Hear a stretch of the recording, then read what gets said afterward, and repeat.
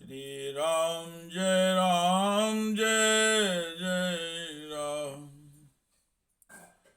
श्री राम जय जय राम। श्री राम जय जय राम। हे कृष्ण गोविंद हरे मुरारे, हे नाथ नारायण वासुदेवाय, हे नाथ नारायण वासुदेवाय। श्री राम जय जय राम। श्री राम जय जय राम। मैं लगातार वीडियो बना रहा हूँ। मैंने पहला वीडियो बनाया कि धर्म क्या है और धर्म कब रूढ़ियों में परिवर्तित हो जाता है तो उसके परिणाम अच्छे के जगह दुष्परिणाम आने लगते हैं, अधर्म के रूप में परिवर्तित हो जाता है। जातियां समाज के लिए एक सामाजिक व्यवस्था चलाने के लिए जातियों का निर्माण किया गया। जातियां बनाई गई, समाज सुचारू रूप से चले। इसी तरह समाज में एक राजा की व्यवस्था, एक मुख्य प्रधान की व्यवस्था होती है। सभी अपने अपने अनुसार काम करते हैं और समाज को व्यवस्थित रूप से चलाते हैं।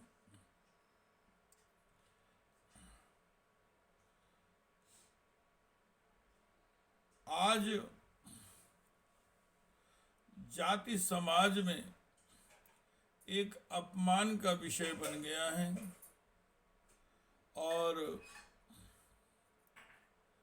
कुछ जाति के लोग अपने आप को बहुत उच्च कोटि का कहकर और कुछ को निम्न कोटि का कहकर इनको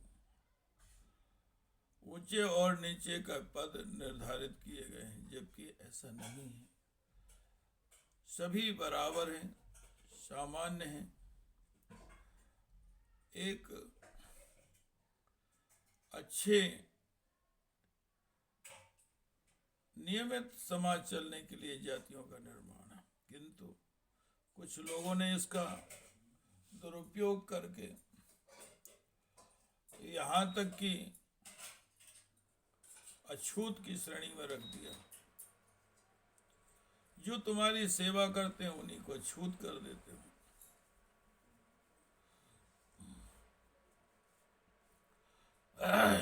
आज वर्तमान में उसका उपयोग एक राजनीति के लिए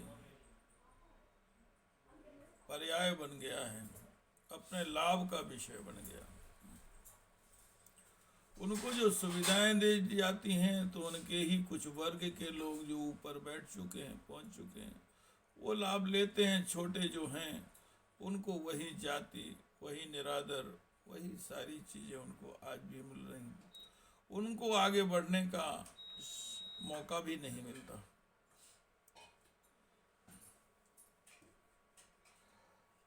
जाति को सबसे ज्यादा समाज को एकत्र करने के लिए शिक्षा की आवश्यकता है। जब तक मनुष्य शिक्षित नहीं होगा तब तक विषमताएं दूर नहीं हो सकती। निश्चित रूप से शिक्षा का प्रभाव होना चाहिए। दूसरी बात क्या है कि राजनीतिक रोटियां सीखने की अपेक्षा उनको निस्वार्थ भाव से आगे लाना चाहिए। इसके लिए सीधा सीधा जाति शब्द ही भारत से समाप्त कर देना चाहिए। सिर्फ भारत के लोग हैं, हम सब भारत के हैं तो हमको सिर्फ भारतीय ही रहना चाहिए, भारतीय लिखना चाहिए। किसी को न उसके धर्म के अनुसार और न जाति के अनुसार उसको कोई सुविधाएं नहीं देनी चाहिए।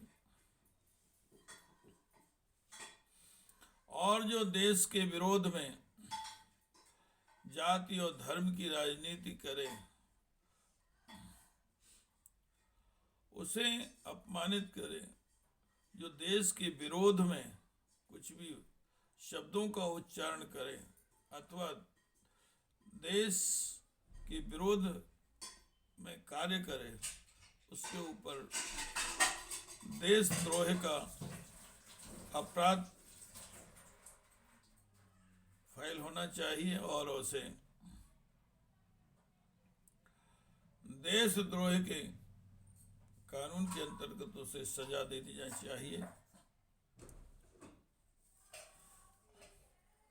किसी भी धर्म का हो, किसी भी जाति का हो, किसी भी वर्ग का हो, उसके लिए कोई भी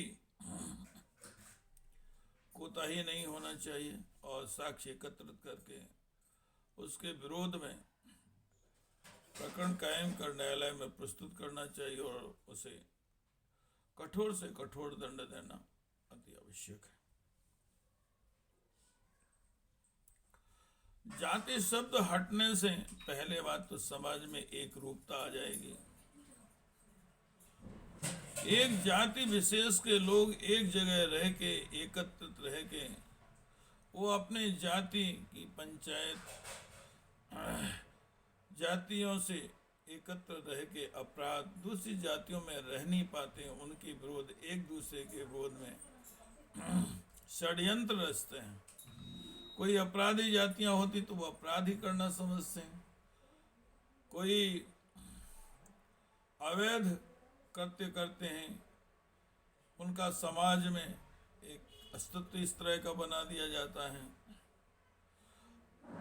तो मेरा कहने का आशय कि जो एक वर्ग विशेष समझता है कि हमारा काम अपराध करना है, उससे पालन पोषण करना है, जैसे कई काशी पासी सासी कंजर आज भी वो अपने आप को यही समझ लेते हैं, शराब बेचते हैं, लूट भी कर लेते हैं और कई तो अपने अनैतिक धंधे भी करते हैं जो महिलाओं से कराते हैं। वो भी नहीं होना चाहिए, क्योंकि वे समझ ही लेते हैं कि हमारा कृत्य यही है। नहीं है, किसी का नहीं है। हर व्यक्ति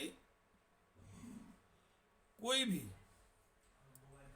कुछ भी बन सकता है, यदि वो शिक्षा हो का उच्च कोटि का ज्ञान होगा तो वो अपने आप को पहचानेगा। कभी भी वह यह नहीं सोच पाएगा कि हम निम्न हैं।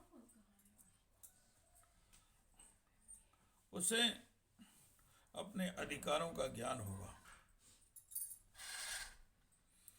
और जब सभी वर्ग के लोग एक दूसरे को जाति में नहीं समझ पाएंगे, जाति लिखी भी नहीं होगी, जाति वाले नहीं समझ पाएंगे, सारे वर्ग रहेंगे, 2-4 साल में सब भूल जाएंगे कि हम किस जाति के थे और सारे धर्मानुसार अच्छे कार्य करने लगेंगे। समाज स्वच्छ और साफ सुथरा हो जाएगा। नई जनरेशन पढ़ेगी लिखेगी, अच्छे योग्य बनेंगे। जो कमजोर होगा उसको सहयोग मिलेगा, आगे बढ़ेगा। राजनीति में आकर राजतंत्र जैसा, सामंतशाही जैसा ही व्यवहार हो रहा है। कोई आगे नहीं बढ़ पा रहा, समाज के ठेकेदार बन जाते हैं और अपना लाभ लेने के लिए और जाति को निम्न श्रेणी में ढाल देते हैं। जो झाड़ू लगा रहा वो अपमानता की जिंदगी जी रहा, झाड़ू ही लगा रहा, दूसरा वर्ग उसको नहीं कर पा रहा। एक दूसरे की टांग खींचते हैं, अपमानित करते हैं। कोई जाति किसी को अपमानित करने के लिए नहीं बनी है। और जिन्होंने धर्म और राजनीति पर राजनीति की है, जाति पर राजनीति की है, पढ़े लिखे जो अशिक्षित लोग हैं उनका शोषण करते हैं, और जो शिक्षित उन्हीं की जाति के हैं उसका लाभ लेके आगे बढ़ चुके हैं और वही उसका फायदा आज भी ले रहे हैं। देश का जो बजट है इसी पर खर्च हो रहा है और बीच के लोग उसका शोषण कर रहे हैं। पंचायती राज्यों की जो परिकल्पना है एक सही है, काम होंगे, लेकिन उसको एक भ्रष्टाचार का माध्यम बना दिया गया। देखते हैं पंचायतों में करोड़ों रुपए का बजट एक एक को दिया जाता है, जब वो अशिक्षित होते हैं, सरपंच भी अशिक्षित है, जो उनके सचिव होते हैं वो थोड़े बहुत शिक्षित होते हैं। निश्चित है कि जहाँ से पैसा आता है वहीं उनको अपना शेयर देना, फिर जनपदों में वहाँ शेयर देना, फिर सभी जगह बढ़ते बढ़ते जो काम कराते हैं उनको शेयर देना, सारे बढ़ते बढ़ते 40% पर काम होता है, 60% पैसा खप जाता है। ये सब जानते हैं, फिर भी कुछ भी नहीं कह सकते हैं, कुछ भी नहीं कर सकते। काम मिलेगा 10% लग जाएगा, काम की गुणवत्ता होती नहीं है, कोई जांच होती नहीं है, जांच होगी फाइलों में दब जाएगी। इसी तरह वोटिंग भी होती है, जाति बेसिस पे आदमी बन जाते हैं, सरपंच बन जाते हैं, जिला बन जाते हैं, सभी इस तरह एक भ्रष्टाचार ने अपना वर्चस्व बना के रखा है। किसी को भी अच्छे कर्म करने की आवश्यकता नहीं, इसको अपना एक धंधा समझ लेते हैं। इसी तरह ऊपर के जो मंत्री मिनिस्टर बैठे, जरूरी नहीं कि उनको सब चीज़ों का ज्ञान हो, आईएएस बैठे इनको ज्ञान हो। भारत एक कृषि प्रधान देश है, मैंने लिखा है कि पहले तो भारत की बेरोजगारी कृषि से ही दूर होगी। भारत में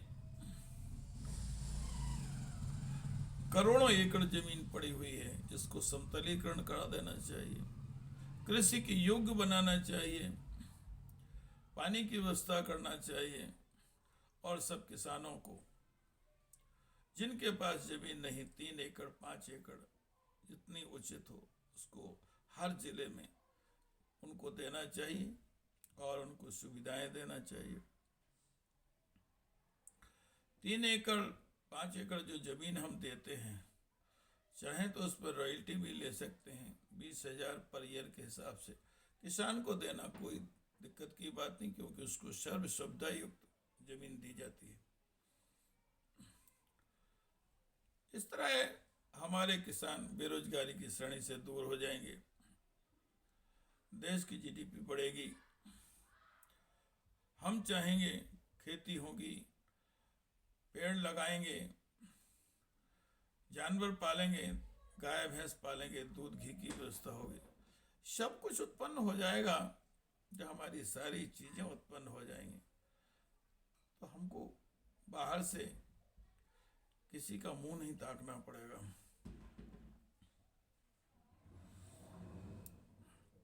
जो शासन कर रहा है, विदेशी धंधे लगाए जा रहे हैं, ये सब प्रौद्योगिकी करें तो और भी अच्छा हो जाएगा।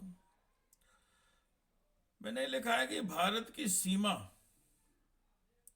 लाखों हेक्टेयर जमीन पड़ी हुई है, उस सीमा पर गांव बसा देना चाहिए। गांव कैसे बसाएं कि जो मिलिट्री अग्निपथ ये रिटायर्ड होंगे, उनको आएंगे, उनको 10 एकड़ जमीन उसी गांव बसा के सीमा पर देना चाहिए और उनको एक एक राइफल देना चाहिए।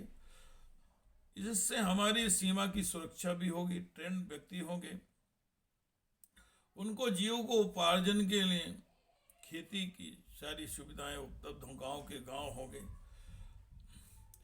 कोई विदेशी हमारी सीमा पर कब्जा नहीं कर पाएगा। इस तरह बेरोजगारी भी मिटेगी और सीमा की सुरक्षा भी हो जाएगी और उनके बच्चे भी योग्य होंगे। बेरोजगारी मिटेगी और निश्चित रूप से जब उनको पेंशन नहीं दी जाएगी तो उनका भरण पोषण का एक माध्यम भी हो जाएगा। मैंने ये भी लिखा है कि नदियों में प्रदूषण कैसे दूर हो सकता है, जिससे बेरोजगारी दूर होगी। हर शहर के 20 किलोमीटर दूर डैम बनाया जाए, उसमें वो सीवर युक्त जो भी शहरों का पानी, गंदा पानी उसमें डाला जाए। नदियों में गंदा पानी, उद्योगों का पानी कोई डाला ही नहीं जाएगा। उन डैमों में उस पानी का उपयोग किया जाएगा, बिजली बनाई जाएगी। सीवर लाइन का जो कचरा होगा उससे खाद बनाया जाएगा। जो पानी खाद युक्त होगा, लवण युक्त होगा, वो खेती के लिए दे जाएगा, तो उसमें फर्टिलाइजर की खाद की जरूरत नहीं पड़ेगी। पानी की और अन्य की पूर्ति हो जाएगी। इस तरह सारी चीजों का मैंने निर्धारण किया है। आगे और भी जो बेरोजगारी के साधन हैं, विदेशी आक्रांताओं की जो हमारी नीति है थोपी जा रही है, वो सब समाप्त हो जाएगी। देश एक पंचवर्षीय योजना में पूर्ण रूप से विकसित हो जाएगा। विकासशील देश है, विकसित हो जाएगा। जाति धर्म की राजनीति को दूर करना चाहिए। आज का मेरा सुझाव यही है। सभी लोग कमेंट कर मुझे सुझाव दें। यदि ये देश के हित में है तो निश्चित रूप से उत्साहवर्धन के लिए लिखें, ताकि मैं और आगे आपको सुझाव दे सकूं। और देश को कड़ाई से इसके पालन करना चाहिए। धन्यवाद। आज का सुझाव यही है। कमेंट करिए, सुझाव दीजिए। श्री राम।